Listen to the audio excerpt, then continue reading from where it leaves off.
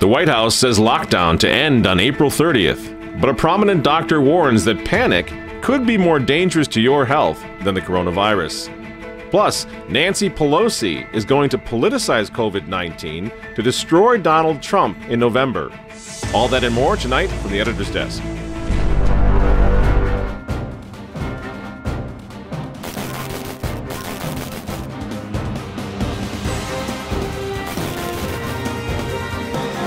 Hello again, ladies and gentlemen. Michael Matt coming to you once again from the offices of the Remnant newspaper. Enjoying this lockdown, I guess, to some extent. We're all together. I kind of like that part of it. I've never seen such neighborliness. I'm walking around my neighborhood trying to get some exercise, and everybody's out. I saw this display of children's chalk. What do you call that? Chalk writing on the street or whatever. She went on for a quarter of a mile down the street from my house. You know, they're drawing these pictures in the street. It's kind of like the old days, like Mayberry around here, actually, because people are staying in. And as we said last time, we're kind of finding some of the silver linings here. We're all getting a little closer. I think we're all praying a lot more than we ever used to. And maybe we're learning to be a little bit more discerning in that we're discovering how vulnerable we are at the same time. And this is a scary moment for everybody. And a lot of things are just really strange. One thing, you can't get a haircut anymore, so we're suffering through that sort of thing as well. But you can still go to Walmart, go to Target, you can go to the liquor store, the grocery store. We're working on keeping those churches open. You know, there's some good things, good news there, and some very bad news out of Pittsburgh on that score. We'll touch on that next time. And then there's just this weird, for me anyway, it just seems very strange, almost surreal, that I'm trying to reconcile this fact that based on the word of the most untrustworthy people on the face of the earth, the politicians and the talking heads. Now, you all agree with me that 3 weeks ago, we wouldn't have believed a word they were saying, right?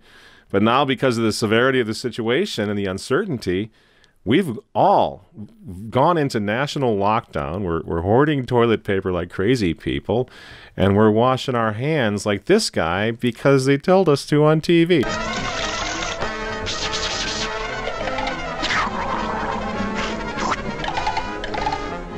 And don't get me wrong, I'm not trying to say that we shouldn't be washing our hands. I certainly am. I mean, it seems to be something we should all be doing. I'm just saying it's a very eerie moment. Has any government ever had more power over its citizens than ours has over us right now? We're a national lockdown. And I'm sure I'm not the only one that every time you cough, or every time you sneeze, you're convinced you got the headache, you got the corona thing, you're convinced you're going down. Oftentimes they think they have coronavirus because they're so anxious about it. So every small little symptom, you know, they don't quite smell as well this morning as they did yesterday. They think they have it. They have a little cough, a little belly ache. And I don't want to downplay these issues because they may actually have coronavirus because people have very mild symptoms often. But the panic attack is devastating, and it is a physical problem. It's not just in your head, your whole body, the rapid palpitations, the sweating, the feeling that the world is closing in around you. And these symptoms can cause all kinds of detrimental effects, which is why I think a lot of doctors now are feeling that the worry and the panic about coronavirus is going to be worse than the actual coronavirus for them.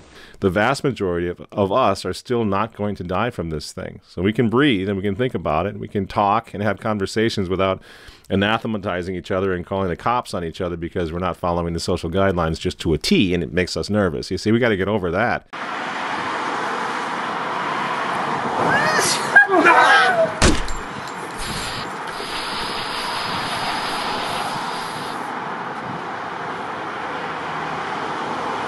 That's what they did for 50 years in the Soviet Union, narking on each other and freaking out because they scared the living hell out of people for a long time.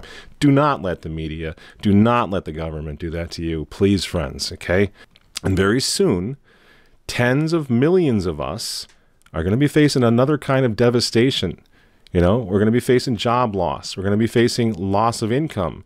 Perhaps loss of health insurance, maybe even loss of housing. You see, we're facing an economic crisis that's not been seen in this country since the Great Depression. So please, do not try to silence people who are just as compassionate as you are about those who are suffering from this thing. But they're still looking down the road a little bit and they're saying, well, what are we going to do? How are we going to get out of this? What's the overall collateral damage to people, to children, to families? Ultimately, if we just shut down the country indefinitely. You see how dangerous that is? And it's not about downplaying the seriousness of this virus. I guess you're supposed to these days in order to have any credibility or say anything about this at all, you sort of have to, prove your cred, which is, in my case, I'm on the immune-suppressing drug Humira right now for psoriatic arthritis. I've been on for a long time, which suppresses my immune system. I am 39 years old still, and my blood pressure is not great, so I'm not eager to get this thing. And I do care very much about those who are in danger of getting it, of course. I got a mother-in-law who's 82 years old. My children worship her. I love her very much. She's down in Florida. She's got to take care of herself. Diane, take care of yourself because you're in a high-risk category. But my mother-in-law, just like the lieutenant governor of Texas, does not want the country that her grandchildren are going to grow up in to be devastated. I just think there are lots of grandparents out there in this country, like me, I have 6 grandchildren, that what we all care about and what we love more than anything are those children. And I want to, live smart and see through this, but I don't want the whole country to be sacrificed, that we can't lose our whole country. We're having an economic collapse. I'm also a small businessman. I understand it. My message is that let's get back to work. Let's get back to living. Let's be smart about it. And those of us who are 70 plus, we'll take care of ourselves, but don't sacrifice the country. This is just a beautiful, it's not only an American spirit, but it's a Christian spirit. It's the way that one should look at life in general. We're not going to be here forever. We have to look at the overall good, not just the preservation of our own lives. That's just the way it always has been, always will be, Personally, I've got 2 daughters working as nurses' aides in a nursing home right now. That nursing home is in lockdown, and it should be, because if it gets in there, if this evil virus gets in there, it's going to wipe out the entire community of beautiful old people, you see? So we're not talking about crazy throw caution to the wind here. COVID-19 is a deadly killer, especially for seniors. California hospitals face a war zone of flu patients and are setting up tents to treat them. Now, this is 2018. Makeshift hospitals, not enough beds, not enough ventilators. Flu is deadly. I'm not saying it's just as bad as the coronavirus. No, but this was a terrible thing back then. They were building tents in anticipation of a run from patients who were sick because of the flu. You see? It's all happened before. And in that case, just a couple of years ago, millions were infected, tens of thousands have died, and even many young people died. What was the name of the young lady who you knew personally in college and we published? What's her name? Beth Jarrett. Beth Jarrett. I mean, we can throw a picture of her up on the screen. Our producer knew her personally. The flu came through St. Mary's, Kansas. It came through the college and the schools. It just whipped through. It was really fast, very contagious. And our producer actually spoke to this young lady the morning that she died. I mean, the flu came through it, and for whatever reason, it killed her. 19-year-old, probably. I don't know how old she was. 19 years old. Beautiful young lady. So it's really, these things happen, and we're seeing a lot of this on the news now, where we see a lot of highlighting of the sort of the anomalies, the younger people who are dying, the mother of 3 kids, or the paramedic, or whatever. And this is really tragic stuff, but we can't let even these tragedies blur our vision or confuse us as to what we need to be considering is actually happening. Anomalies always happen in flu seasons like this.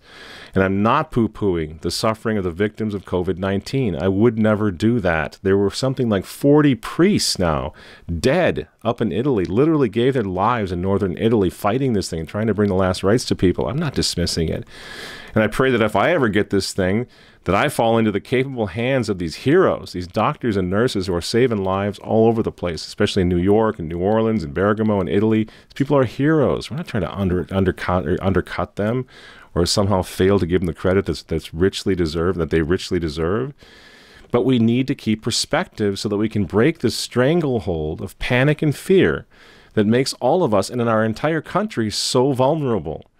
I mean, if you hear, and you will, because it's growing as a growing concern for many, if you hear someone express a desire to open the country up safely and to get the economy back on its feet so that we can continue to fight, build hospitals, do whatever we're going to need in some of these great big urban areas, if you hear people do that, it's not because they don't care about the people. It's not because they don't care about old people. It's because they understand the evil of recession. We lived through that not that long ago.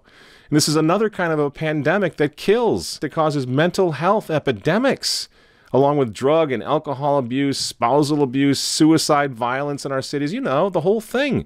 If this goes on too much longer in some of these big cities, the National Guard is going to have to be called in just to keep the peace in these cities. We need to weigh that, what's not that far down the road, with the number of people now who are suffering because of this virus. You see, that's all those who are raising some questions. That's all we're saying. And some of us, though obviously we're practicing social distancing, washing our hands, doing all the right things. We have a healthy fear, a healthy concern about this virus. We also believe that we've got to worry about those who are going to take advantage of this crisis, of this emergency, and turn our country into a totalitarian regime. I know some of the folks want to make fun of anybody who has that concern, but I think we have every right to also factor that in. Just look at the White House press briefings every day. Just look at what's going on there. I mean, those reporters, they hate this guy. They hate Donald Trump. We're in the middle of the biggest crisis any of us maybe have ever seen, and they're nitpicking him. They're accusing him of terrible things. You know, so-and-so says you're a racist. Is it true you're a racist? You called the thing the Chinese flu. Are you a racist? What kind of a question is that?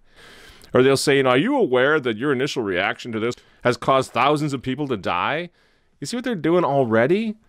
See, they want to see this guy fall so badly. They're going to use anything, friends, and that's all we're saying. They're going to use this event to make sure, when we can all come back out of our houses, that Donald Trump pays for all of it.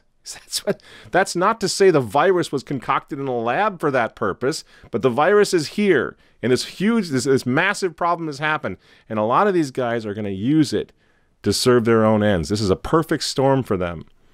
And that's why people get skeptical of folks in the media and in government, because they always do this. You know, they thrive on dirty laundry. They thrive on crises. That's what they do. They enjoy that sort of thing. Many of them. This is why a lot of people in society, especially in American society, because we do have freedom of the press, they eventually start seeing through this and they start making fun of these guys. As you know, the H1N1 or swine flu season is upon us. But of course, the main symptom, as always, fear.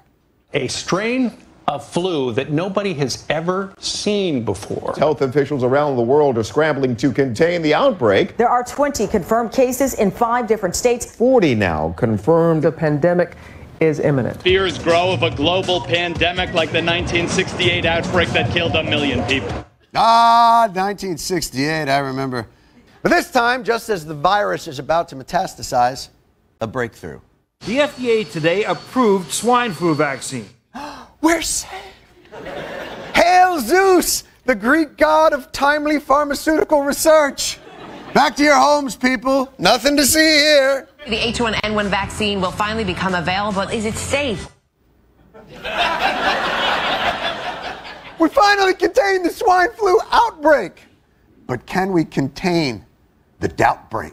Questions about the vaccine. Should you get it? Should you give it to your kids? Is it safe? Will the vaccine harm your kids or pregnant women? They worry the vaccine was rushed and not adequately tested. Many parents are concerned because the vaccine got to market so fast. Is it safe? Has it been tested? Do we really know what the government wants to inject in our bodies? Oh, and one other thing. Will we have enough vaccine? What are you doing to us? Is this a deadly poison? Is the vaccine a deadly poison? And are we running out of it? Does anyone develop a vaccine that inoculates against scaring? I don't think I've ever seen an episode of The Simpsons, right? I don't care for The Simpsons. But they went full-on conspiracy theory mode the last time this happened. Check this out. I'd like to call to order this secret conclave of America's media empires. We're here to come up with the next phony baloney crisis to put Americans back where they belong, in dark rooms glued to their televisions, too terrified to skip the commercials. Well, I think... NBC, you are here to listen and not speak. I think we should go with a good old-fashioned public health scare. Yeah. A new disease. No one's immune. It's like the summer of the shark, except instead of a shark, it's an epidemic. And instead of summer, it's all the time. That is so... Now, I hate to be the guy who derails what everybody else loves. He loves being that guy. But, Janice, we do have standards. This can't be a made-up disease. The only moral thing to do is release a deadly virus into the general public. We do have something we've been holding on to, but it hasn't been tested. Get over here, NBC. Well, we certainly believe in testing, but Wow. Oh, yeah. So, we've got our deadly disease. Now, we just have to blame it on something that's in every household, something that people are a little bit afraid of already. House cat flu is coming, people. The Center for Disease Disinformation predicts with some degree of probability that the house cat flu might spread in the following hypothetical outbreak pattern. So is it any wonder, friends, that serious people who are very worried about this virus are also very worried about who's going to go all Rahm Emanuel on it and see it as a crisis that they don't want to go to waste? Really? Have we lost all discernment, all suspicion that these people who have always been, you can count on them doing this, that they might be doing it this time? Why would we do this to ourselves? Why would we do this to our country? Why would we do this to our children? Suddenly act as though these people were sent from God as angels to save us. These are the same people. We're going to believe them now when all of us, like, for example, anecdotally, you go to the pro-life march in Washington, D.C., what happens? You talk to a park policeman, he says, it's probably about 300,000 people here. And the media comes in, if it makes CNN at all, there may have been 250 pro-lifers on the mall today out in Washington. Well, we've all gone through this. These are the same people. It's what they do. And then if you take it a little further back and you think about on the global level how much Donald Trump is hated and feared. Oh, I know. It's so fun to dismiss me as a tinfoil hat nut job who's just got a conspiracy kick going. But we reported on what some of these guys were saying, and what they were saying just back in November, back in January in Rome can't be unsaid. Remember this? The U.S. is a problem. It became a far more significant problem with Donald Trump. He may or may not be president after November, but the U.S. became vastly more complicated for the world since 2017. The U.S. has blocked every multilateral initiative of recent years. It is the only country pulling out of the Paris Climate Agreement. It is the only country that pulled out of the JCPOA agreement with Iran. This is truly what we are facing. And I'm sorry to say it. It's my country. I'm not very happy to say it. But this is an imperial power in decline. And it is a dangerous country right now. It will be absolutely dangerous if Trump wins re-election, because there is not a global crisis about multilateralism. There is a U.S. relentless daily pressure on multilateralism. There is no attack on multilateralism that I can discern anywhere. None. There is fear of the United States. These issues are too important to be determined by Mr. Trump. As I said at the time, it's incredible that they got away with that, and that's on the more or less the international level, where they really are lining up every country in the world against the United States. The United States is the problem, they said. Why? Because the United States was working on making itself great again. No country gets to be great again anymore. No country. The New World Order does not tolerate that. It's a perfectly flat, level playing field. That's what they want, you see?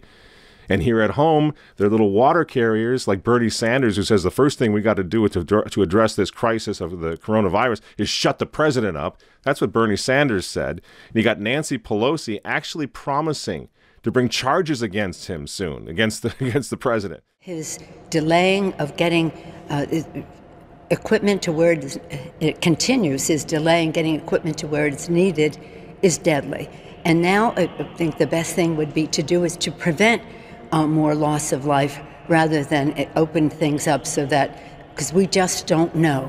I don't know what the purpose of that is. I don't know what the scientists are saying to him. I don't know what the scientists said to him. When did the president know about this? And what did he know?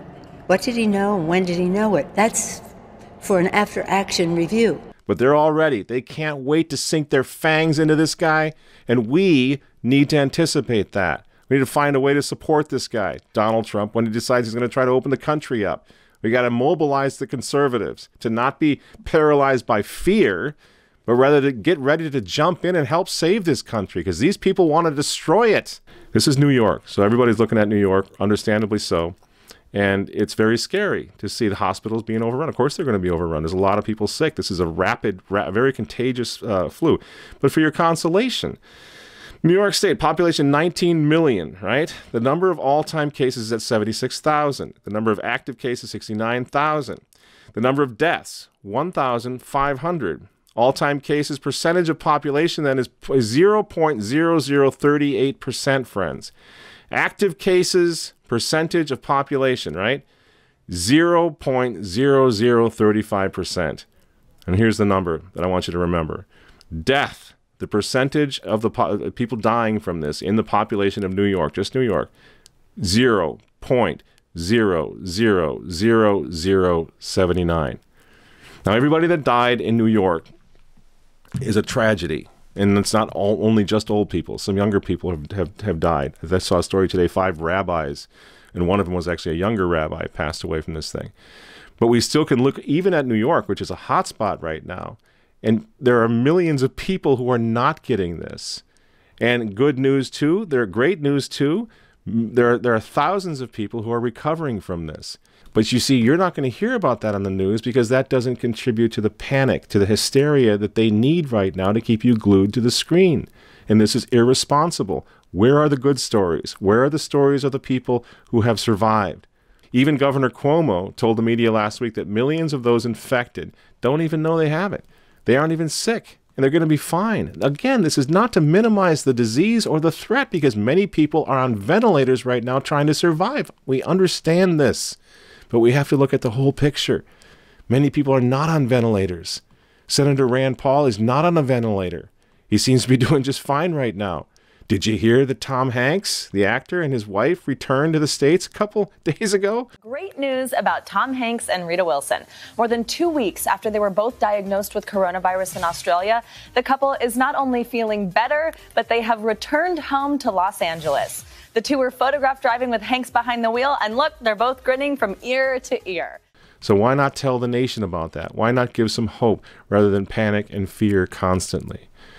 And so as we fight this virus, another conversation obviously has to happen, friends, because we're being victimized, by folks who have all sorts of ulterior motives for keeping this thing going the way it is. And we've been doing that over at The Remnant, especially with our columnist, Chris Ferrara. We've been having that conversation. Guys like Steve Mosher doing great work over at LifeSite News, Ann Coulter, people like that are willing to stand up and ask a few tough questions. The conversation is all about, what we're trying to do is move away from debilitating panic and look towards what comes next. Because what comes next is going to be crucial. How do we deal with this? How do we get out of this? And we cannot think straight if all we're thinking about is that in a couple of days we might be dead, we might be on that ventilator ourselves. That's paralyzing.